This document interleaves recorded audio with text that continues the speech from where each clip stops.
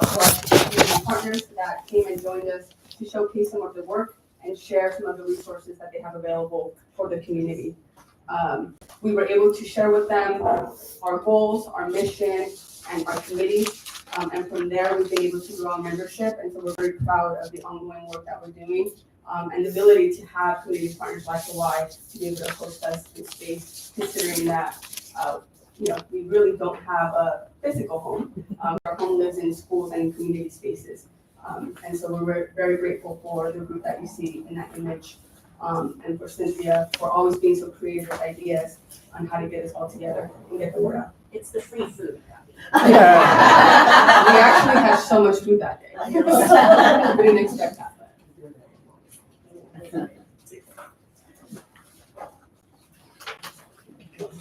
Good evening.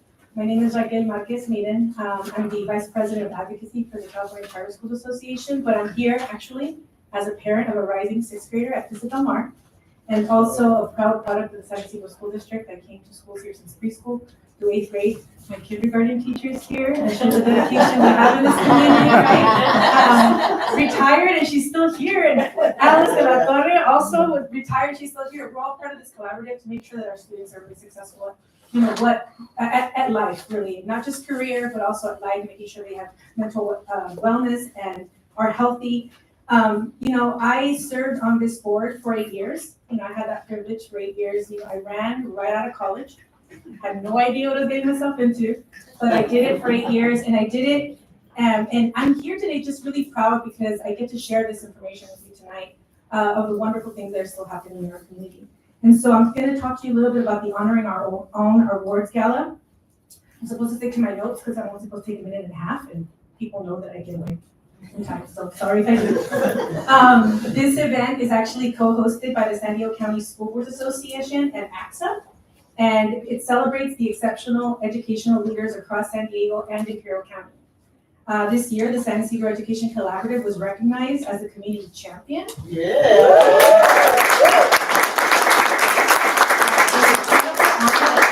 Organizations making a lasting impact in our school communities.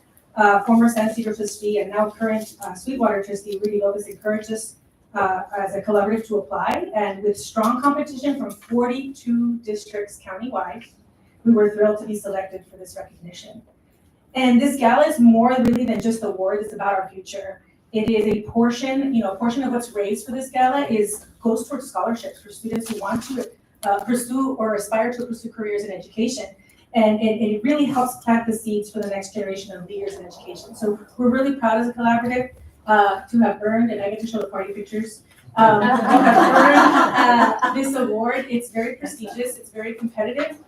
For many years, when I was on the San Diego County School Boards Association, for many years I always wanted San Ysidro to get the award, but because I was on the selection committees, I couldn't really put my 2 cents in, so I was being fair. And we applied this year, and I have to say that it's the first year that we even tried, and I think it's really obvious to the committee that selected that we're doing a really good job in San Ysidro, that we're doing a really good job in our collaborative, and that we have the heart to really help everyone in our community. And that's how I felt for my entire life, being here in the community and knowing that this community raised me.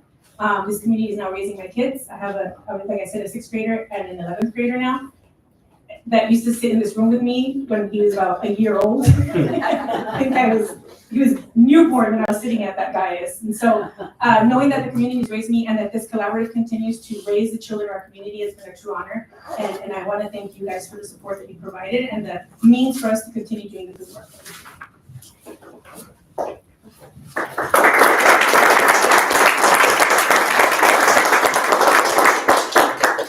All right, and to finish things off, we wanted to share with you our vision. And our vision is an empowered San Ysidro community through education. Imagine that. We believe in it, that's why it's our vision, and that's why we're here. So once again, we are very proud to serve the San Ysidro School District, and we look forward to continuing our partnership and our support of students and families who we love so dearly. Thank you.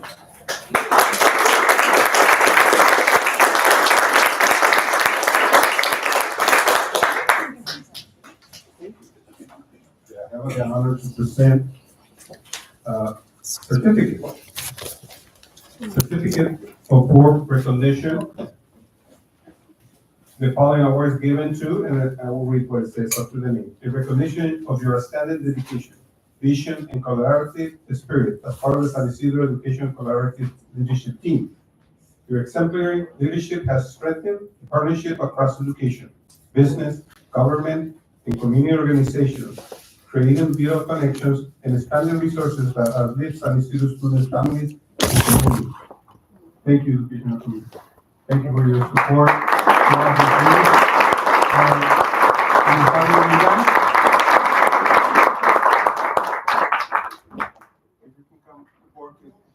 Maybe say a few words too. Okay, let me tell you a little bit about how I got involved. I got an invitation when I was a principal of Will Elementary to this committee. And that's when it was at the Chamber of Commerce at that time. Walk in, and in the meeting, Ms. Naura asked, what can we do for you? And I took advantage of it. And that's how we started with the presentations for sixth graders. I needed the students to believe in a future, to have a dream.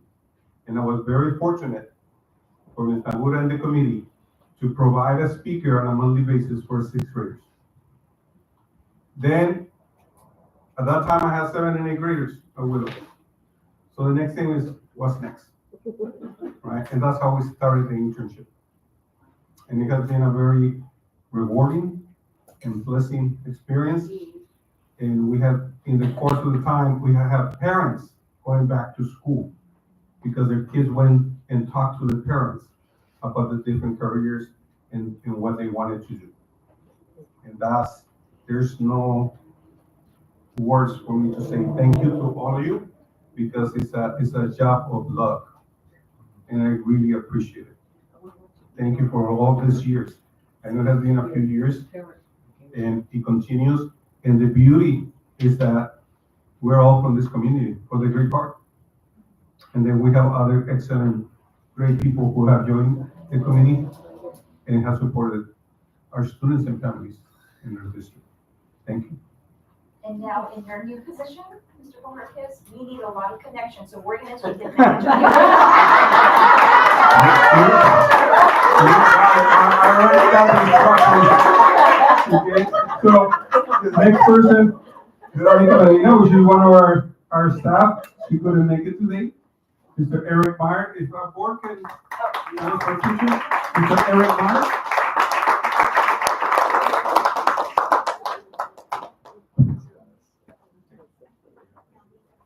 Second minute.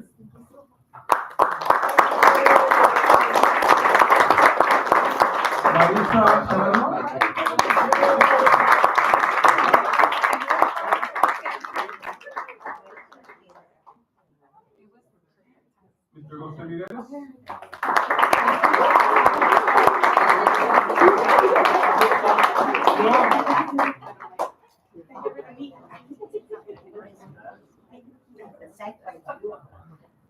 Yeah.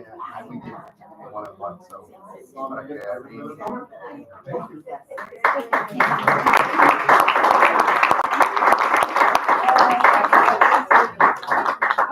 Ms. Wendy Messina.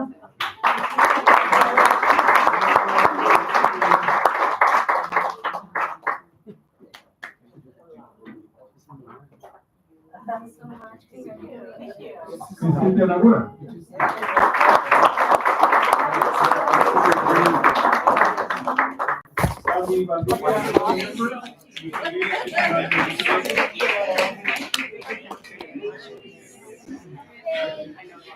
Another member is Elena is one, and Sarah Bourne.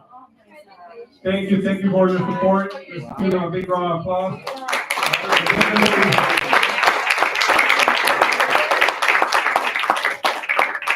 Most definitely, there's more things to come. Okay, we'll put, if 2 board members can come on my side, and then we're gonna put the collaborative in the middle of the photo. Yes. Okay. So I guess we get how to follow. put Cynthia in the middle. Send in the middle. The leader in the middle. Can we slide over a little bit this way? Yes, Yeah. keep going that way. Okay. I think, and now they're all, Cynthia, you're in the middle. All right, okay, I think that's swish. Are we, do you get all of us? Make out? I think we can make it work. Count to 3 seconds, All right, Okay. are we ready? Okay, 3, 2, 1. All right.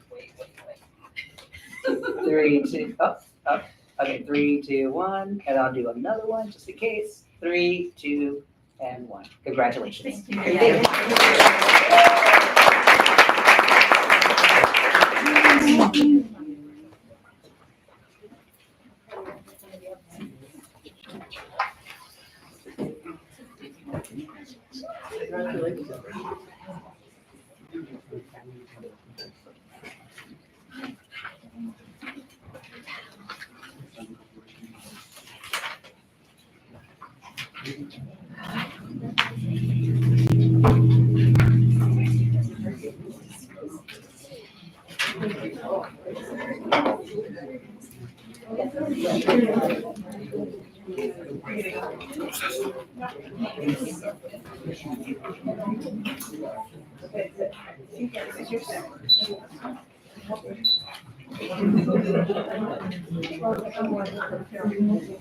Before we begin the open session public comment, I would like to inform the public that all translations will be conducted simultaneously today via headset.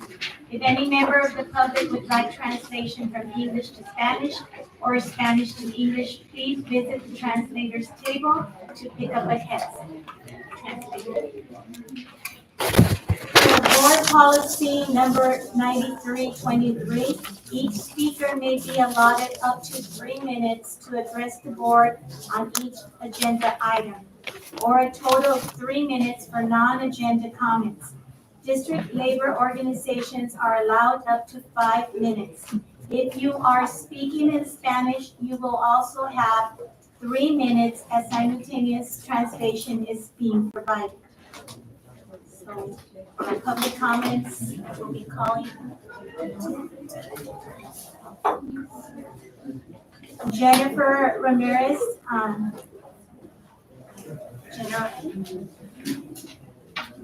welcome.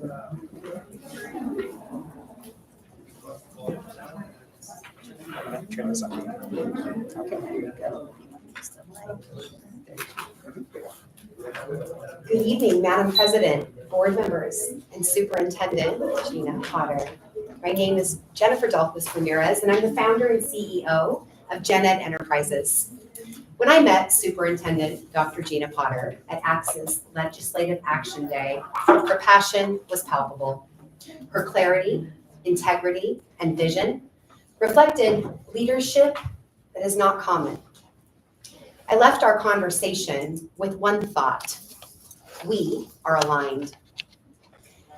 Your 23-24 LCAP committed $14.69 million in supplemental and concentration funding to high needs learners. You didn't just meet the mark, you set it. But dollars don't transform systems on their own. That work belongs to infrastructure and intention. And this is where Gen Ed comes in. We would like to extend to San Ysidro a no-cost pilot of our flagship system, IS3. The innovative student support system, a trauma-centered, legally grounded, and compliance-anchored system developed by a comprehensive team of educators, specialists, administrators, and advocates. We built this platform to reflect the real complexity of student support, not from the outside, but from within. IS3 connects general education, special education, Section 504, MTSS coordination and administration, wellness tracking, and real-time attendance reconnection through our Reengage module. Where other systems monitor, IS3 engages. Your team won't just track absences, they'll understand why students disengage and respond with clarity, compassion, and confidence. Our platform simplifies timelines, safeguards compliance, and strengthens the connection between staff and families. We offer this pilot to a select group of public districts to show the kind of leadership that we want to stand behind. When teams implement IS3 with Reengage, they don't just meet expectations, they unlock outcomes that restore funding, reduce risk, and reinforce trust. Strong systems generate strong returns, both financial and relational.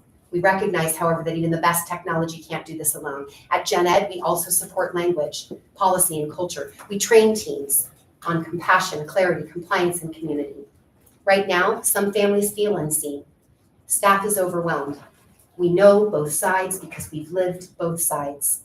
That's why I built Gen Ed, to serve as a bridge between systems, people, policy, and practice, intention, and outcome. At the heart of everything, what we build, how we train, what families feel is language. We've seen the term exceptional learners used in district materials, and we recognize the care behind it, and I will say more next time. Thank you so much for your time.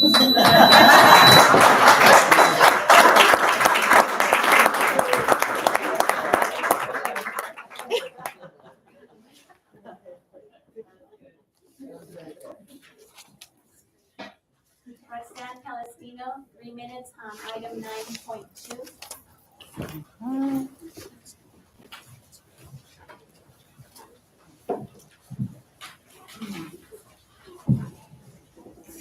Good evening. My name is Roxanne Palestino, and I want to welcome Mr. Quintana as the new principal at La Mirada.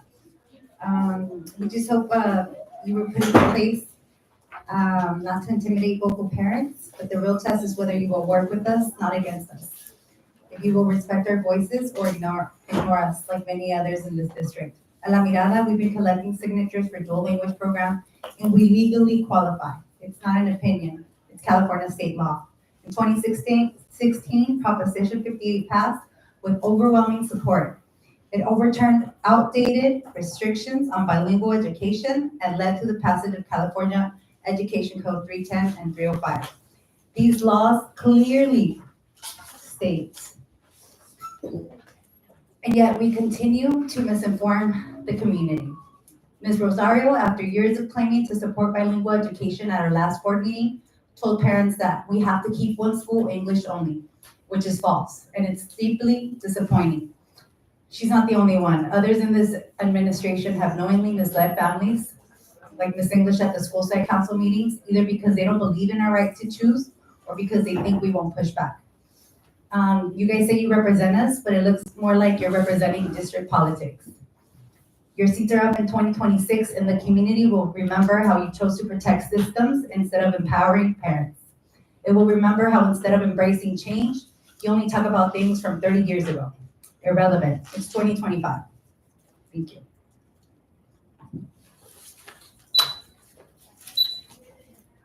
Item 12.1, Roxanne Palestino. Okay, the adoption of the LCAP, for this plan to be meaningful, the district has to do a lot better since the beginning of the school year. We've asked for honest, clear communications and fair process when it comes to appointing members to our state mandated parent committees. And what did we get? We got parents appointed in the final month of the school year just to check a box for compliance. Same individuals were chosen for multiple committees like school site council, ELAC, DPAC, sometimes even representing 2 schools at once. And that's not outreach, that's not equity, it's closed door process meant to keep real parent voice out, picking and choosing parents who are compliant only. And despite repeated public comments, these committees are still not live streamed or recorded, so most parents in the district can't even access them. Why the resistance? It's 2025 and access is vital. If you guys really want parents' voice, then educate the parents who serve on these committees and the ones who don't either. Teach them how to bring forward action items, make meetings accessible and transparent, and stop recycling the same small circle of people who agree with the district leadership and call that input. You guys get to write the LCAP in a vacuum and then claim it reflects community engagement. We see what's happening and we're done accepting surface level compliance. We want real inclusion, real transparency, real power and decision making.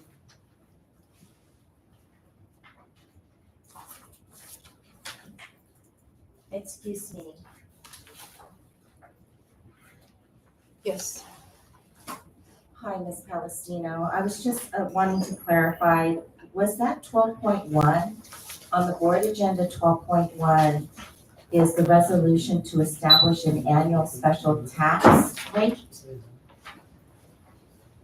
I think I already did 12.1, no? Or 12.2? Do you think it? Let's see. Perhaps 12.3? Do you think perhaps that was for 12.3? Isn't the 12.3 the MOU? Oh,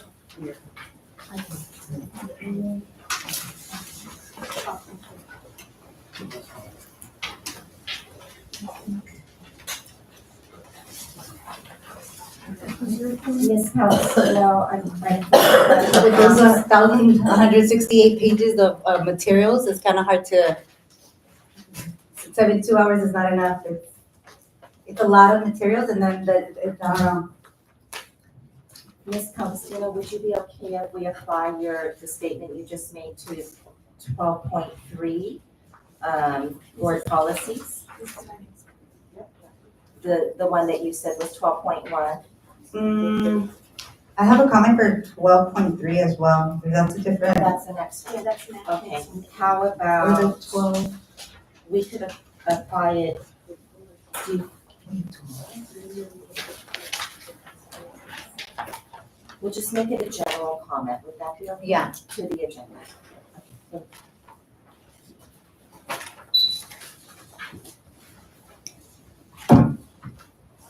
So now we're on 12.3. The MOU with the county for alternative programs can be helpful, but only when they're used correctly, not as an easy way to remove students from the classrooms without providing real support. Before approving this MOU, I hope that the board can answer how many students are referred to these programs each year.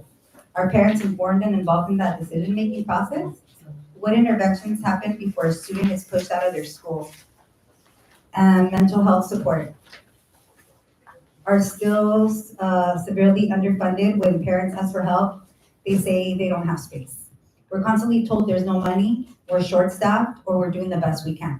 But when it comes to insiders, there's always a way, always a workaround, always room for budget. Se pasan el hueso y se lo comen entre ellos. This isn't just fat optics, it's harmful and it's eroding what little trust in the community still has left. How much is this contract worth? Are they collecting from, how many special ed classrooms could that money be supporting instead? I hope you guys start putting families first and stop recycling the same names and playing the same political games. And if you want to prove us wrong, be transparent about every contract, every role, and every dollar. That was 12.5? 12.3. Oh, yeah, 12.3. Ms. Palestino, you referenced a contract. Agenda item 12.3 is word policies. Can you name the contract and I can find the agenda item? The name of the MOU? Thank you. There might be a reference to 12.5, but not necessarily with students.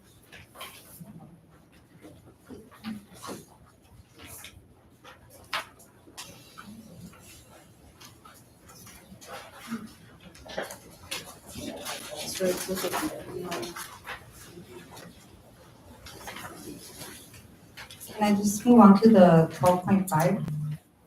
12.5. I think, yeah, Yes. okay. So this one, you guys retire, then come back as a coach, a consultant, temporary administrator, and you collect a second check while claiming there's no money for things that actually matter. Another example, Ms. Manuela Colom is already retired and collecting a public pension, and now she's back being hired again with district funds. And that's not all, let's be honest, if she's also receiving money from Sci-Fi, the nonprofit she helped create, Is that 3 checks? One from retirement, one from the district, and one from a nonprofit that claims to serve the same students this district. How is that okay? Is that ethical? Meanwhile, special education classrooms go weeks without assigned aides. Parents are excluded from decision-making spaces. Dual language programs are being blocked even when the law says we qualify. The budget does not reflect the priorities of the families and students it's supposed to serve.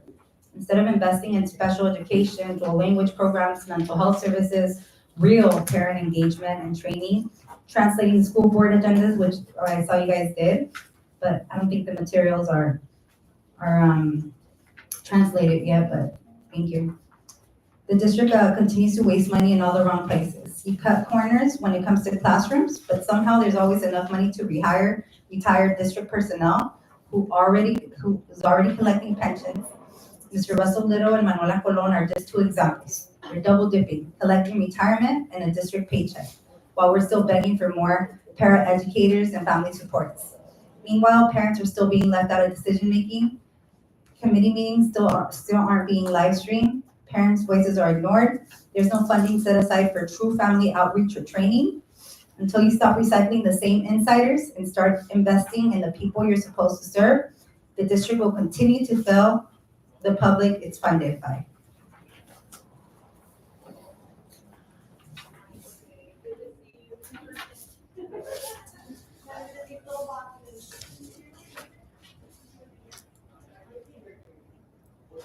The last one would be 13E.13. 13E. 13.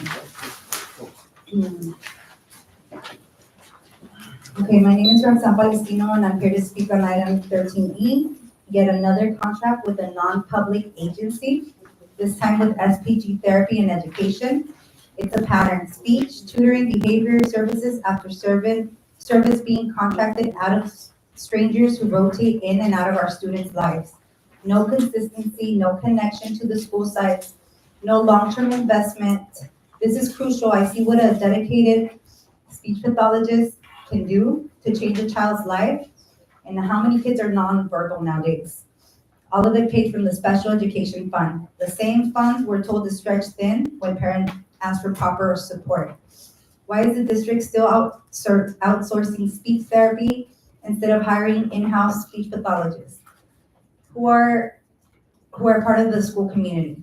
Why aren't we investing in building a strong special education department with staff who know our students and stay for the long term? Every time you approve one of these contracts, you're admitting you failed to plan ahead, recruit, and retain the professionals our children need.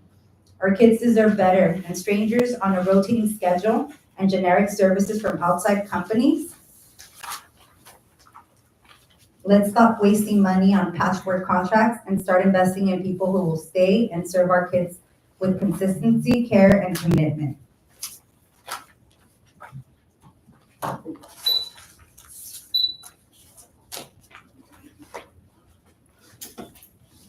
Alice Latore, San Isidro Women's Club. The structure of the club.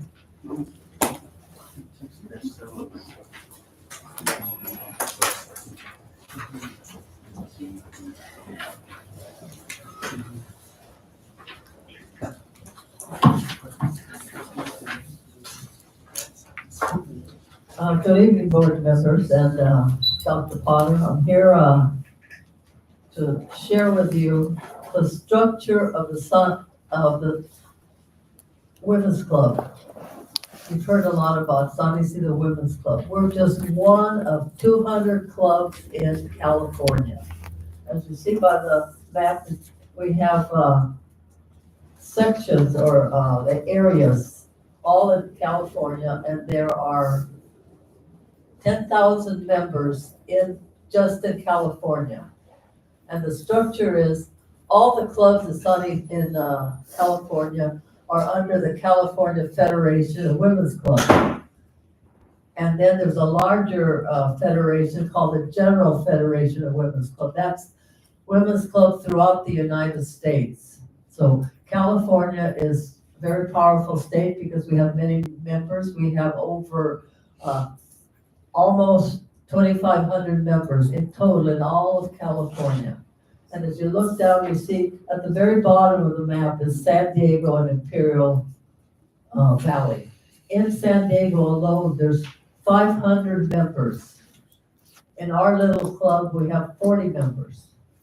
And you would ask, who are all these other members? They're in other clubs, and the clubs that they're in are El Cajon, Chula Vista, San Diego, Claremont, Coronado, National City, Imperial Beach, Pacific Beach, San Isidro, of course, that's our club, Lakeside, Bonita, Sweetwater, La Mesa, and Lemon Grove. Those are all the clubs in what's called the Southern District, where if we give any information to the state, we always say we're Southern District and we're area, in the Southern District, we belong to Area D, which is the Southern District area, and we're in the section called Section 1. I think we're one of the first, not that we're the first in California, but we started in 1915. We're very, very solid. Okay, and you might ask, well, how did the Women's Club even get started? They get started in the 1800s. In the 1860, a lady by the name of Jane Cunningham Coyle, she was a journalist. She wanted to go to a press conference meeting, and she was denied. You can't come because you're a woman. And at that time, she said, I'm going to start a club of my own.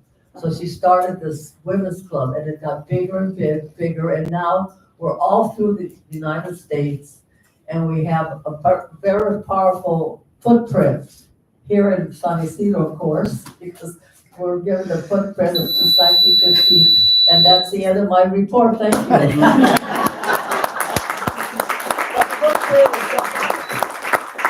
But we're very powerful. Thank you. Mary Davis, number 10, public comment, non-attended. I learned a lot.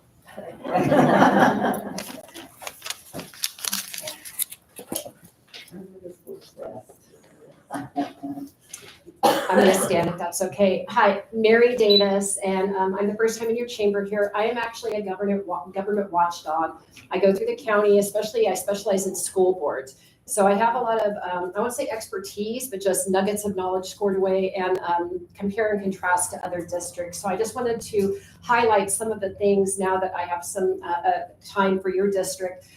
First of all, your agenda, almost 1,100 pages. So if it's going to be anything, I would say even over 500 to allow more time and maybe make that a 7-day policy that, you know, for large agendas get more time. Also, what would be helpful would be hyperlinks. The way SANDAG does it, they have their agenda packet and then they have like the whole supporting, but they include the agenda at the beginning. And then they have, you can link down to it. And so it would be very helpful to jump to that and not have to be so much 1,100 page scrolling. One other thing I wanted to say, I was reviewing meetings from last time, and it really jumped out at me was the new board policy or bylaw 9200. And I was very concerned about that for several reasons. First of all, it seemed onerous, overly restrictive. It did not seem to align with other districts. There was a gentleman who came up and spoke in response to it. I don't know if he was a staff member or an attorney. That would be helpful too, also to have a policy that people identify themselves at the mic when they start speaking. And he said it wasn't restrictive and it aligned with other districts, but I did some comparisons and it in fact did not align at all with many, many districts. I didn't find one that was that restrictive. I bring this up to you because I've seen two other districts, one in East County and one in North County, that both tried to rein in board members that asked questions. And one was in East County, they spent over $1 million on travel. And the board member objected to that, and they came down on her when she had a righteous cause. Another one was in North County just recently, where the board president actually tried to kind of maneuver $3 million. And luckily she had an ethical board. And even though the watchdog on the board was not in the majority, the ethical people cited whether they had to hold a special meeting. I also say the conflict of interest, that board member makes $4,800 a year as a school board representative, but she makes over $200,000 as a teachers union public benefits rep. So where does her loyalty lie? So I'm really asking you, please don't come down on the watchdogs. There's a need for them, and if you come down on the people that are asking questions, it actually looks like you have something to cover up. And so I would invite critique and dissent and welcome it. And the way to do it is not to get rid of the person that you're complaining about. It's actually to be as transparent as you can so that there's no room for doubt and no questions. So thank you so much. You have a request for item 12.4. Yes, also, so I wasn't sure how this works. I'll just do everything up here. Yeah, I just had a question. And again, because there wasn't a lot of supporting documents for this, but I was concerned about it going from disabilities to exceptional needs. And I wasn't clear if that was like a state mandate, if the whole education industry is changing it, if it's specific to your district. My concern was that it becomes more restrictive. Does that limit the amount of services or who would be eligible? And so really, why are they making the change? Does it align with both state and federal? Because we're seeing more and more issues where there's a conflict on many issues. And so I just am worried about alignment, loss of any kind of funding, and also an explanation of why that change would need, and then assurances to the parents of the special needs or disability or exceptional needs students that it would not mean a change in the services to their students, because that's kind of my interpretation. Maybe it's a gateway to restrict services, just because there's no explanation given. So thank you so much.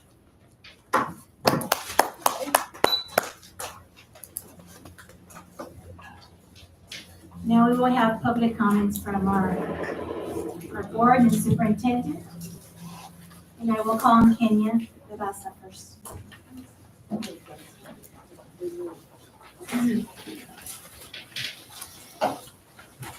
Hey, thank you again, President, for picking me first. So I know we're on a break, but I still did attend to one event. So I went to the last day and presentation of the ESY program. For those who don't know, ESY is extended school year. This is for students with an IEP. My son too is also one of them. And I was very happy to see the presentation and everything that turned out from that particular 3 weeks of ESY. The theme was Asian culture, if I'm not mistaken.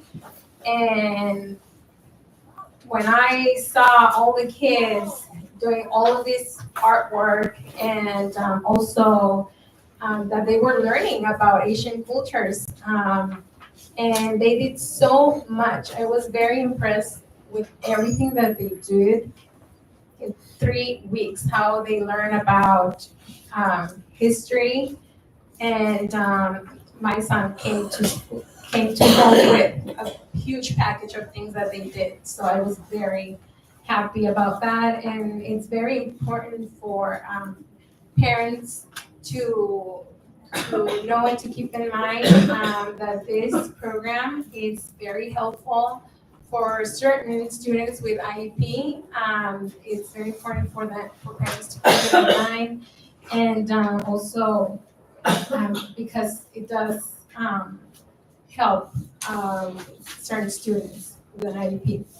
I was also, this is not from the school district, but yesterday I was at the San Isidro Community Planning Group meeting.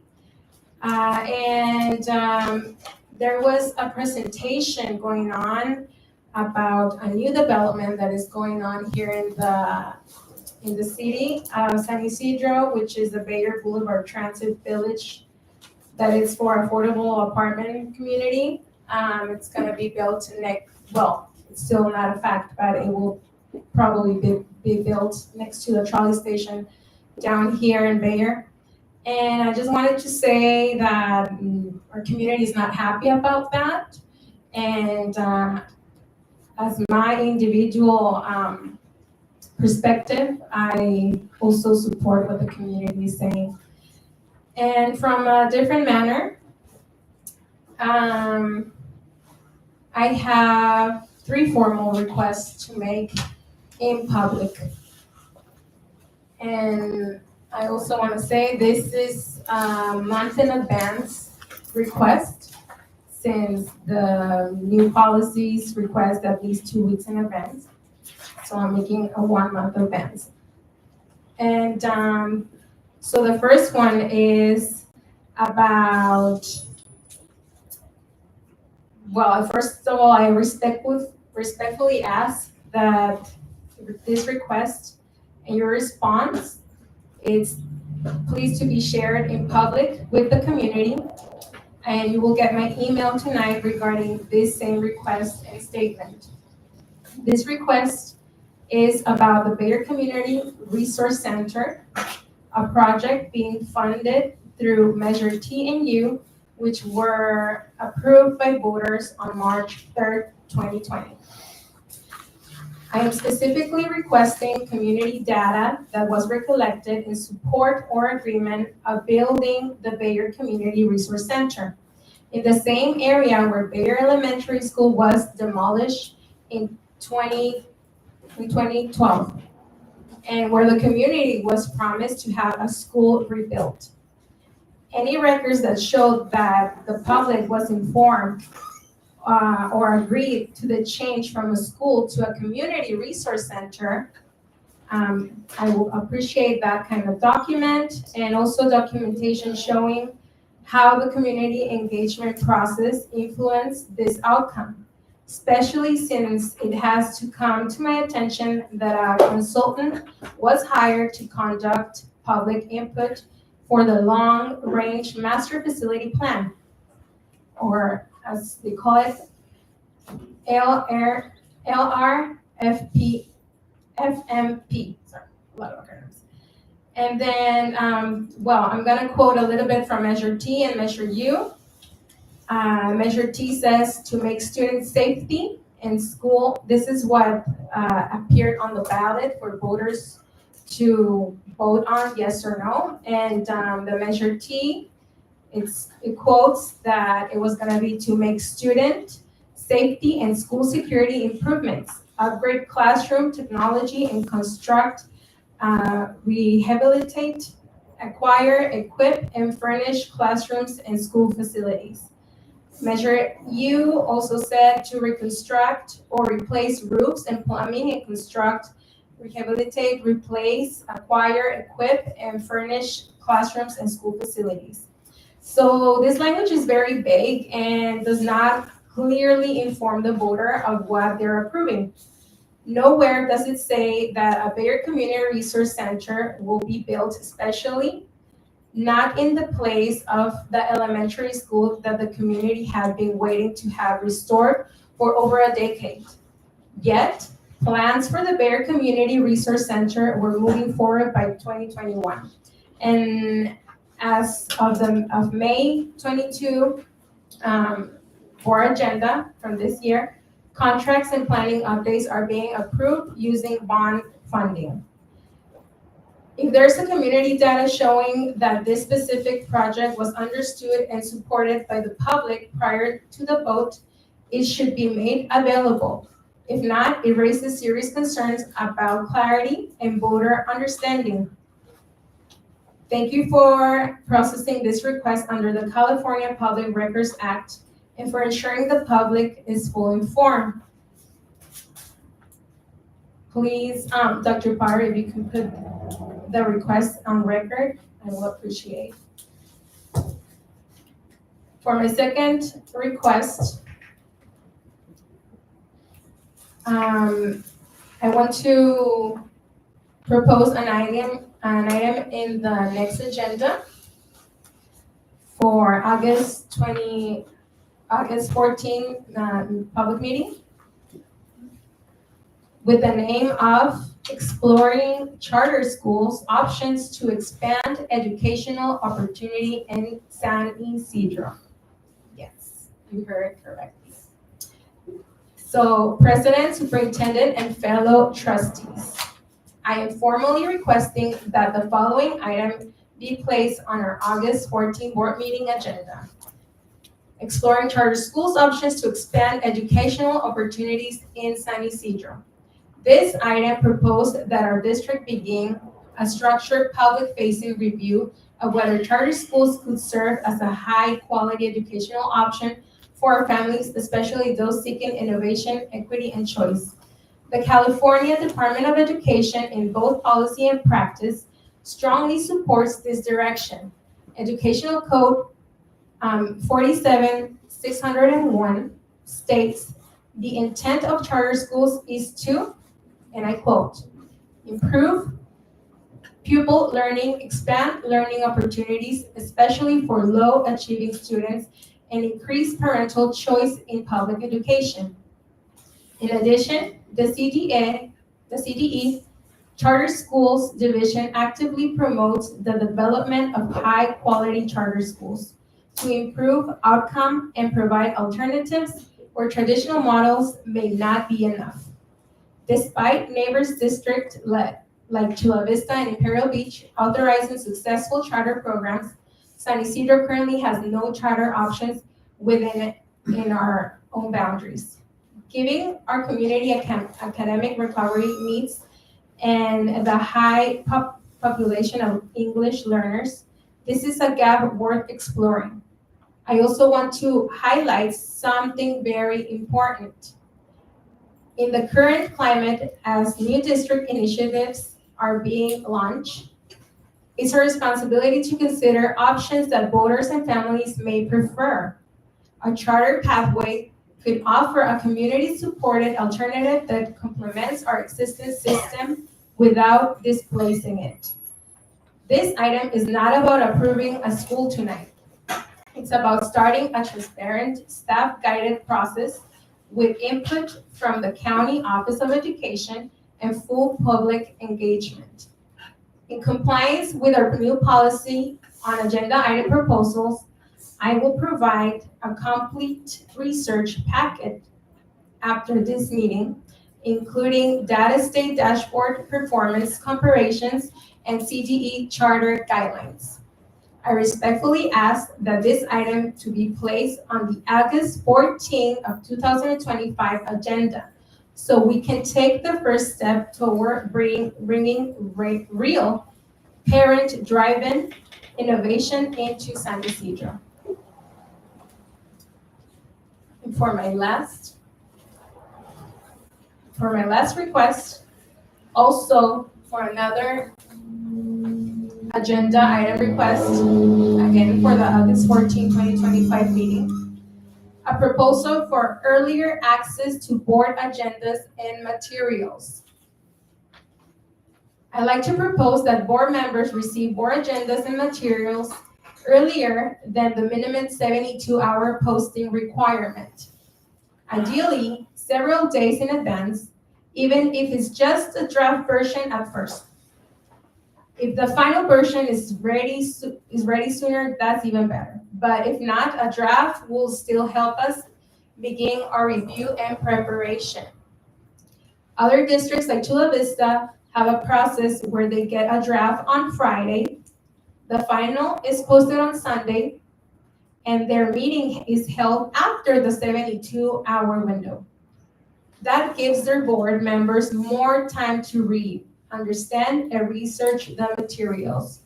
Today's package was over 1,185 pages. That's not reasonable to fully digest in under 72 hours for the sake of making informed decisions. I think this is a fair and collaborative step we can take together. I'm asking that this item to be added in the agenda for discussion and possible action. Thank you. And yes, that's all. Mr. Arias? Hello, everyone. Thank you for joining us today. I hope you're all enjoying your summer break. Firstly, I wanted to, I know Mr. Quintana is gone now, but I wanted to congratulate him on the new principalship at La Mirada. I know he's going to do very well there, and I'm looking forward to seeing his leadership there. The other thing is, I wanted to congratulate the San Ysidro Education Collaborative. I think that I gotta tell you, I think it's a great program, and the work that you are doing with our kids is amazing. And through that, actually, I wanted to also highlight something that has always been apparent to me, but today was really just highlighted. And it's the interconnectedness of the San Ysidro community.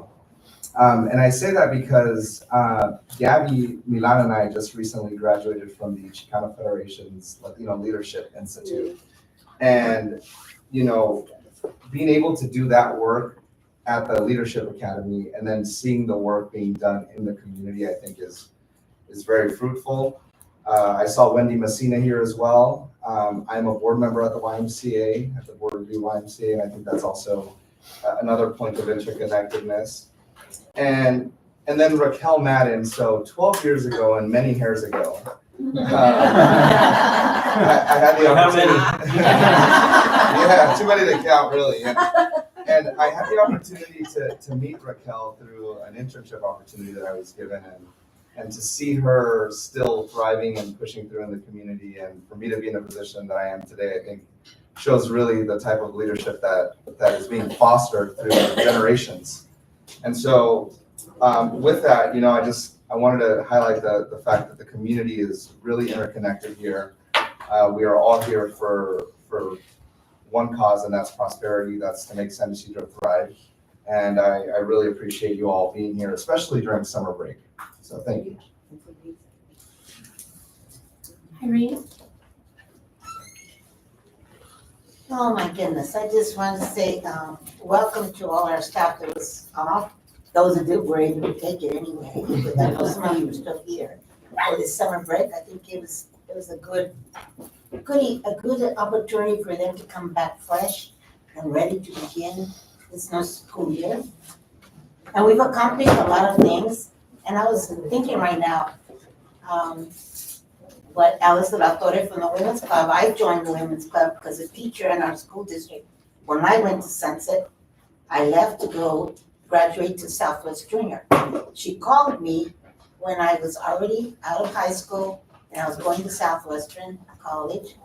And she wanted to let me know that she was older and she was part of the Women's Club. At that time, it was the Little Landers that began in San Ysidro. And she asked me, I want you to come and join the Women's Club because me and my other young ladies, we're too old now. It's very hard. That lady was a teacher at Sunset School for many years. And even my brothers and sisters had her as a teacher. But she brought something that I'll never forget, seeing my brother dress for the 16th of September. And she would fix her yard with colorful flowers and decorations. And he would love to dance Jarabe Tapatío, which is in our culture. I remember seeing him with the sash and the hat and all that. He loved it. And not only him, my sister and my other brother also. So she brought a lot of good things in our community. And I remember I learned to square dance in the 5th grade there at Sunset, because she brought that also to our community. But when she asked me, she said, I want you, that you have gone to our schools, you're from our community, I want to see more of you young people in our women's club. So I did join. And there was other girls that were a little older than me, not very much, but they all joined it. So I think of what, her dream was, and that teacher was very smart. She was already 86, and she could read and take memories. Oh, on this date, this happened. She always knew everything like that. And I thought, gee, I hope when I'm her age, I'll be able to remember all that she remembers. Because, she did have a lot of history. And that's what she taught us. But I see now the Women's Club, how it's grown, how the dream of Ms. Kojima came true for many years, the 25 years of the Teddy Bear Drive, and seeing our kids in our community, where the whole community, the schools, donated bears or just money, even for the food drive that we used to do before. now it's gotten over, I mean, can't feed everybody, but things that the Women's Club did do and continues to do is something beautiful and nice to see. And my grandchildren got to go through that, having the first teddy bear that they liked and enjoyed. And I see the faces of our other children that go, and it's beautiful to see that, because some of those children don't get that at all. So it's very nice to see that. I respect them for it, and my heart goes out to the whole committee of the Women's Club, because they have been here and have done so many things for us, and not only for our kids, for our community. And just like now, with the community educational group, when you brought that group for the funding to help parents, I heard from the parents, they liked it, and they thought they never would be able to be involved, and I said, keep going, don't let go, keep doing it, and bring more people. So I think that's a very good opportunity. And I think he's gone from the Fleet Center. I remember I went when my grandson was in the 5th grade. There was an opportunity when they came to San Isidro, and we went for a trip. They took us on the bus, and we went to the Fleet Center. And my grandson and my granddaughter was the first time they'd ever been there. And it was a beautiful opportunity, and we came back late, but they were so excited that they got to see all the things. I think that's what our kids need, and I thank them, because they've done a lot of good things for our community, for our children, and they continue now joining with not only our sci-fi, but making these events. As you can see, 2,000 something people were there. It was beautiful, and it's something that always will remain with us in San Isidro. And I know that our parents that come and are involved with our community respect what we have and want to have their kids here. But I want to say thank you to everybody, because it's an opportunity for San Isidro that nobody thought we would get here. And I know that a lot of you don't know the history or may not know what we went through many years back. We lost Buyer School, not only because of the money, because of the plans they wanted to do. And yes, they did tell the community that they would promise to build a Buyer Elementary. The point is, if they would have left one wall up, the state would have helped us to build it. But otherwise, they turned the whole thing down. There was no way we were going to get funding for it. Many of us, like me, I thought, wow, I went there. I would like to have been there also, or have the Buyer come back. But it was a dream we all thought we would be able to have it. We weren't able to. But that's in the past. But there's other things that are being brought, and it hurts me in this way. I see one or two parents in special ed, and when I ask them, when I see them in different parts of the schools, why don't you come and tell us the problems that you have? And you know what they tell me? Why am I gonna make it public? It's my life with my kids, and if I have a problem, I'm gonna use the procedure that you have. I go to my principal or the teacher, I complain. If I don't get an answer, I'm going to your district office. And I know it. He says, I know that's my right as a parent. And I felt good, because I thought, okay, they do know. And I think that that's the most important thing. It's not that we're not perfect. It's not that we are not perfect, but we do listen. We do ask that it be looked into. And the other point is that parents tell me they don't want to be involved because they're embarrassed when they go to meetings and they have people taking pictures or, recording, and they ask us things and they said, we don't like that. And I don't want to be involved with that. I want to go because I want to be involved with my child at the school in the meetings with the principals or with the groups that they have, school site council, ELAT. But there's always groups that are not taking us in consideration. It's only certain people, but it's not us and it's not me. So I told them, that's what I wanted to hear the truth from you, because I know you have your kids in special ed, and I know you're a parent that's been here in the community and know that right now, not only are we struggling, so are other districts in getting staff with education, but with credentials for special ed. And that's what people don't see. They don't see it. They want us to bring this, they want to If we don't have the money or the people, and if I hear it from the parents, this is what causes me to feel bad, because I think it's not true all, but you have the right to come and complain. Yes, but do you ever stop and think that there are laws, state and federal, that we have to follow? Not only that, it takes money in order for investigating. We don't just make a decision because you say, or somebody else says, no, we're not gonna do it, no. There's procedures we have to follow. And that's what hurts me. To hear these people come, you have a right, yes, as a parent. But when I see a parent come up with a heart, with respect, coming out to ask for help, I know that there's something wrong there. And it's our obligation, and I know the rest of the board feels the same way. We do ask, we do say, you need to investigate and let us know and give us the feedback. But also I wanted to say that shouldn't keep us from still working together as a family we are, because we are. We're here day and night sometimes working. Administrators, management, Dr. Parker lives here.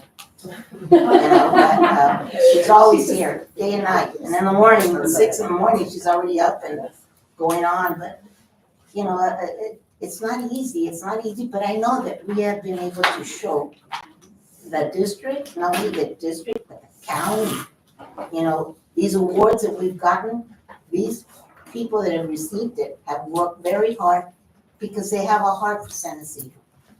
And the heart is there, and nobody can take that away from us.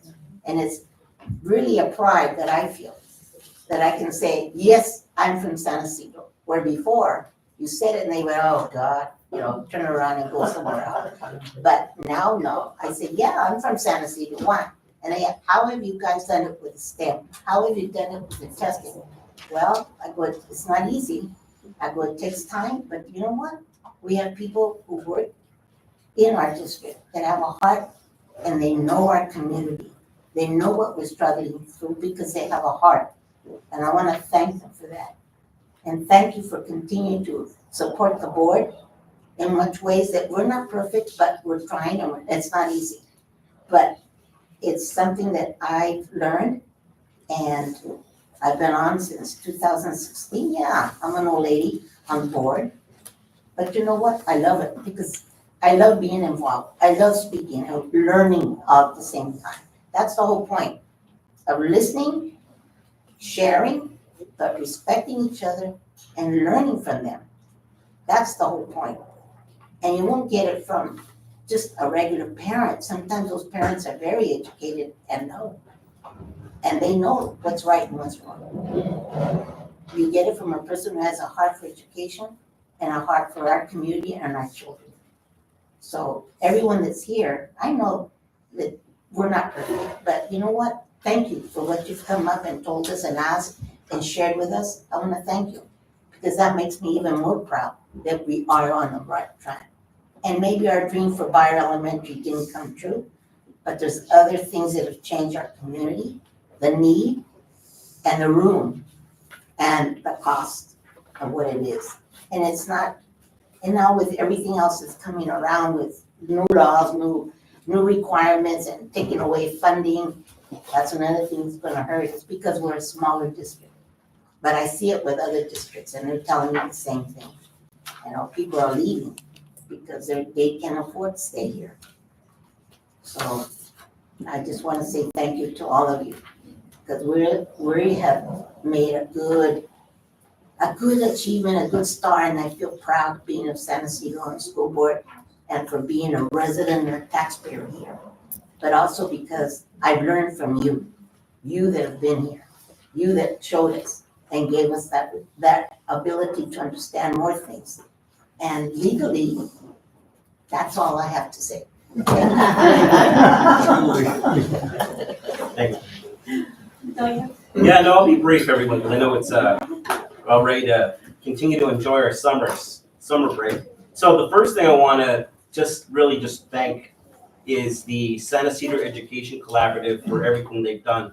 Gabby, I see this beautiful flyer that you created, And obviously, for me, it brings back a lot of emotions because I remember when the collaborative was just me, Cynthia, and Daniel Aguirre, who I don't know what he's doing now, but he was involved. And we were meeting with Mauricio Torre to try to bring a grant, the Promised Neighborhood grants, to San Isidro schools and the community.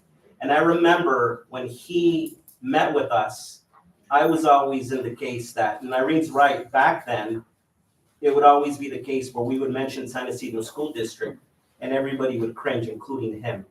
And I let him know that bottom line is, independent of what's happened in the past, we have good people here, community members that are willing to get involved, and more importantly, we're gonna thrive. And for me, seeing this beautiful flyer, not just of all the beautiful pictures, everything that you've done, the fact that you, and let me emphasize this because I think it's important. Every single member of the San Isidro Education Collaborative is a volunteer. No one's getting paid to do that extra work. So the bottom line is, when I see all of you here today, and when I see all the accomplishments, sending our kids to different types of collaborative meetings and having them participate in job fairs and looking at, going to Las Americas and experience that career opportunity, those career opportunities. For me, you're just giving our kids more tools for them to know and to have in mind so that when they graduate from here, they're gonna have that under their belt so they can succeed. And that's the goal. We wanna make sure every child in this district has the opportunity to succeed. So that when they graduate from high school and they graduate from college, if they choose to go to college, they can come back to the community and say, I'm proud to be a resident here. And I'm proud to make sure that all the generations to come are gonna have that same quality education of success. So I just wanna applaud the San Isidro Education Collaborative. I wanna applaud the San Isidro Women's Club, who are also here. In fact, a lot of you are pretty much the same group. But I just wanna say thank you and a round of applause.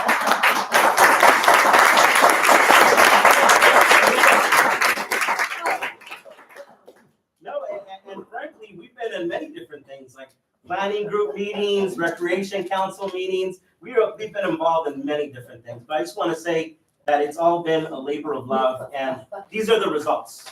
These are the beautiful results. And just even seeing the committees, it was a hassle just to get the Education Collaborative started. And now seeing that each and every one of these committees meets regularly, and it's been consistent since 2013. I think I actually was involved until maybe 2018, give or take 2019. But for me, knowing that it's there, it's something that we helped start, and it's something that's thriving, and it's only gonna get better from there because people are gonna see it, especially now that we're awarded county-wide. Are you kidding me? It's gonna be just success all the way. So I just wanna say thank you, everyone. This is Shavarin, Gabby, everybody who is involved, and I just wanna say, let's continue the good work. And on that note, I know I said it will be brief. I'm really looking forward to the start of the school year. So each and every one of you, it seems like it was just yesterday we were graduating. Now we're going to get started very soon. But I just want to say, let's get ready for that. Really eager to get involved, and more importantly, to attend the first day back with the teachers and staff. And then the last thing I'll say is I want to give a big round of applause to my dear friend Miguel, who created this beautiful new logo for us. Now, every year we choose a theme. Every year we choose a theme, and it's kind of a hassle because we try to go back and forth. But I think we all came to the conclusion that the scholar theme, academical theme, and what I heard, Miguel, is that you made this in 30 minutes or 1 hour. I'm gonna say just thank you because it looks gorgeous, it matches our colors, and it fits everything. We're going to be proud to start the new school year with this theme. And on that note, I just want to add, and it's more of an ask to our admin team. So the Trump administration just passed the quote, big, beautiful bill. Don't know how that's going to impact us financially, but I'd like to submit a request to see how much federal dollars are going to be withheld. Not just in the future, but now. I think you made an executive order. I was talking with some friends in San Diego Unified and in other school districts that money's already being withheld, perhaps illegally already from school districts. And I want to make sure we're prepared to know how much is being withheld from us now and how much is going to be withheld with this new, quote, big, beautiful, ugly bill. So I just want to ask that request to our admin team, and then we prepare accordingly. I did mention last time that I find it outrageous that one of the proposals is to make sure that one of the things that are cut are the free school lunch programs for the kids. The fact that our kids have that main source as their main meal a day, the fact that our kids are transitionally homeless, and the fact that that is what they're proposing to cut, I find that disgusting and outrageous. So I just want to say, if that's part of what's being withheld, Dr. Potter, let's find a way and we'll work together to ensure that our kids at least find a proper way to get their main meal a day, and all our kids are fed and free. So I just want to say that, and again, thank you for being here today. Thank you. I also will try to be brief. I want to thank the group, the collaborative group, and the Women's Club for your presentation this evening. You probably could have hours and hours of presentation to just share everything that you've done for our community, but really people who live here and know for years and years your contributions to this community, it's out there, everybody knows. And we just thank you over and over. We, as a district, cannot survive alone. We need the connections, the collaboration of community. It's a commitment, but this is what's so special. This is what made me stay here. Because I had a job offer back in East Los Angeles, where I grew up. But the principal at La Mira at the time, from Friday to Monday, she says, we have a job opening. This was March. It's the end of the year. It's not going to be easy. But we need to just finish the year, and then if you need to go back home to LA, then do it. But all it took were people who showed me that they were willing to support me. Gloria Bermea, one of the most amazing educators in San Isidro.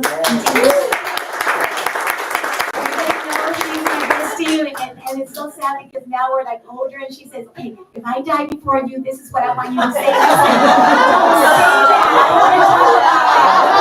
It's true. But what if I go before you? Then because you're older.